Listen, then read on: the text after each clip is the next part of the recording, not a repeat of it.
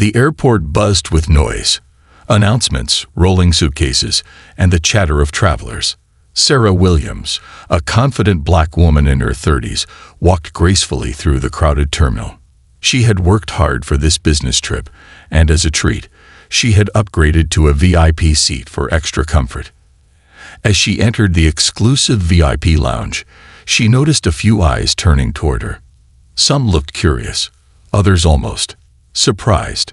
She ignored them, settling into her plush leather seat near the window. Pulling out her laptop, she began reviewing her presentation, sipping on the complimentary champagne. About 20 minutes later, a polite but nervous flight attendant approached her. "Excuse me, ma'am," the attendant said, forcing a smile. "There's been a slight issue with your seat." Sarah frowned. "What kind of issue? I paid extra for this spot." The attendant shifted uncomfortably.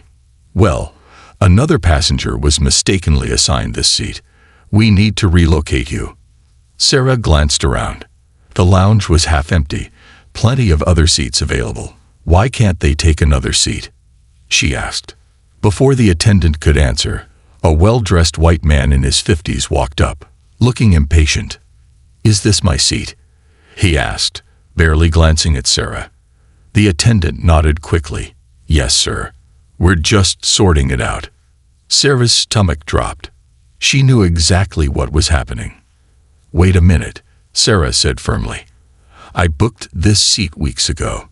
There's no mistake." The man sighed, as if annoyed by her resistance. "Look, I'm a frequent flyer. They always give me this spot." The attendant, now sweating, leaned closer to Sarah. "Ma'am, we can offer you a free meal voucher if you move." Sarah's face burned with anger. "So you're telling me that because he's a regular, I have to give up what I paid for?" Other passengers nearby stopped talking, sensing the tension. A few pulled out their phones, recording discreetly. A second staff member, a manager, stepped in. His tone was colder. "Ma'am, if you don't cooperate, we'll have to escort you out." Sarah's hands trembled, not from fear, but from disbelief. "You're seriously threatening me? Over a seat I legally reserved." The manager crossed his arms. "This is your last warning." The white passenger smirked, already adjusting his coat as if the seat was his. With every eye in the lounge on her, Sarah slowly stood up. She gathered her things, her jaw clenched tight. As she walked away, she heard snickers from a few onlookers. Instead of leaving, Sarah stopped near the exit. She pulled out her phone, opened her camera, and recorded the entire scene. The smug passenger in her seat, the staff avoiding her gaze, the whispers around her. Then, with a voice steady but full of fire, she spoke into the camera. "This is what racism looks like in 2024.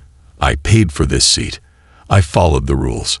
And because of the color of my skin, they treated me like I didn't belong." She ended the video, her fingers hovering over the post button. One tap, and everything would change. Screen fades to black. Text appears. The airline had no idea who they were messing with. Sarah's hands shook as she stared at her phone screen. The video she had just recorded felt heavier than anything she'd ever held. With a deep breath, she pressed post, uploading it to Twitter, Instagram, and TikTok with the caption, "Kicked out of my VIP seat for a white passenger. Is this really how airlines treat black customers in 2024? #discrimination, #airline scandal." Then she sat back and waited. At first, nothing happened. Sarah boarded her flight, her stomach in knots, but by the time the plane landed, her phone was blowing up. Notifications flooded in. "This is disgusting. How dare they? Tag the airline. Let's make this viral. I'm never flying with them again." Her video had 100,000 views in just 2 hours. By the next morning, it had 5 million. News outlets picked it up, and hashtags like #JusticeForSarah and #BoycottTheAirline trended worldwide. The airline's social media team panicked. They sent Sarah a generic apology DM. "We regret your experience. Please contact customer service for assistance. Sarah scoffed. No acknowledgement of racism. No accountability. She screenshot the message and posted it with, "This is their idea of an apology. A copy-paste message. We deserve better. Note enough." The backlash grew louder. Celebrities and activists shared her story. Travel bloggers warned their followers to avoid the airline. The company's stock price even dipped slightly. That's when Sarah's phone rang. An unknown number. She hesitated, then answered. "Sarah Williams?" A smooth, professional voice spoke. "My name is Marcus Johnson. I'm a civil rights attorney. I saw your video, and I want to help you take these people down." Sarah's heart raced. Was this real? Marcus explained that he had won cases like this before. He knew the laws. He knew how to make corporations pay for their discrimination. "If you're willing," he said, "we can sue them for racial bias, emotional distress, and breach of contract. And with the public on your side, they'll have no choice but to settle." Sarah didn't hesitate. "Let's do it." Within 24 hours, Marcus filed a lawsuit demanding $500,000 in damages. Major news networks, CNN, BBC, TMZ, called for interviews. The airline's CEO held an emergency press conference, sweating under the lights, promising a full investigation. But Sarah and Marcus weren't done. They leaked internal emails showing the airline had ignored past complaints about racism. The public erupted. Protests formed at airports. Other passengers came forward with similar stories. The airline's desperate move. Then, silence. For 2 days, the airline went quiet. No statements. No updates. Sarah wondered if they were hoping the story would fade. But then, breaking news alert. Airline fires staff involved in VIP scandal.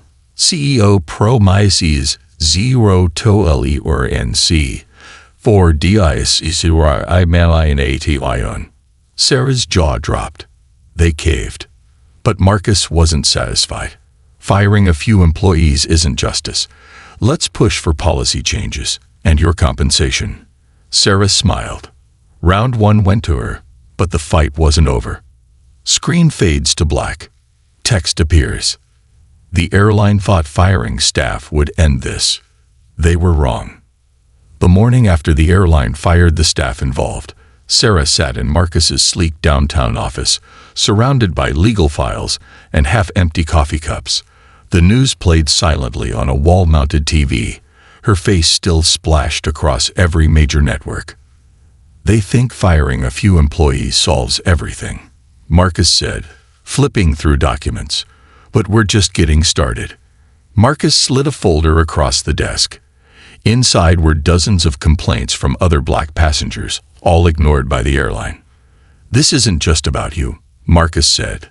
"This is a pattern. And with these, we can demand real change." Sarah's eyes widened as she read. A college student forced to sit near the bathroom after a white family took her assigned seat.